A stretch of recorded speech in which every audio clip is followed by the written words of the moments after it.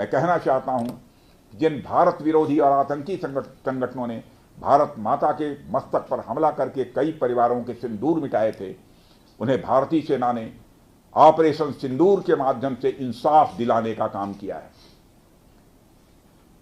और इसके लिए आज सारा देश भारतीय सेनाओं का अभिनंदन कर रहा है। ऑपरेशन सिंदूर सिर्फ एक सैन्य कार्रवाई भर नहीं है, बल्कि भारत की राजनैतिक, सामाजिक और सामरिक इच्छा शक्ति का प्रतीक है।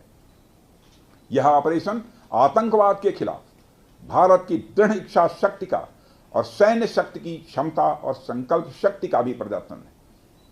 हमने दिखाया है, भारत आतंकवाद के खिलाफ जब भी कोई कार्रवाई करेगा तो आतंकवादियों और उनके आकाओं के लिए सरहद पार की जमीन भी सुरक्षित नहीं रहेगी। भारतीय सेनाओं ने ऑपरेशन सिंदूर को पाकिस्तान में मौजूद आतंकी ढांचा ढहाने के उद्देश्य से लॉन्च किया था।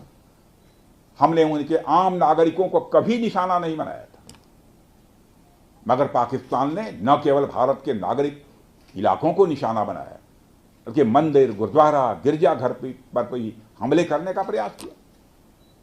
भारतीय सेना ने शौर्य और पराक्रम के साथ साथ संयम का भी परिचय देते हुए पाकिस्तान के अन्य ठिकानों पर भी प्रहार करके करारा जवाब दिया है।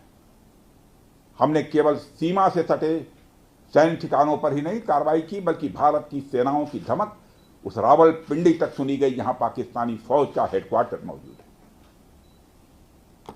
मित्रों, भारत में आतंकवादी घटनाएं करने और कराने का क्या अंजाम होता है, यह पूरे विश्व ने उरी की घटना के बाद देखा, जब हमारी सेना ने पाकिस्तान में घुसकर सर्जिकल स्ट्राइक की।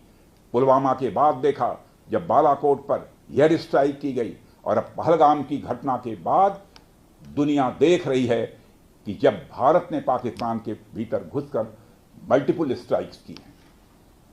आतंकवाद के खिलाफ जीरो टॉलरेंस की नीति पर चलते हुए हमारे यशस्वी प्रधानमंत्री श्री नरेंद्र मोदी ने स्पष्ट कर दिया है कि यह नया भारत है जो आतंक के खिलाफ सरहद के इस पार और उस पार दोनों तरफ प्रभावी कार्रवाई करेगा। यह हमारे प्रधानमंत्री जी ने स्पष्ट रूप से यह संदेश दे दिया।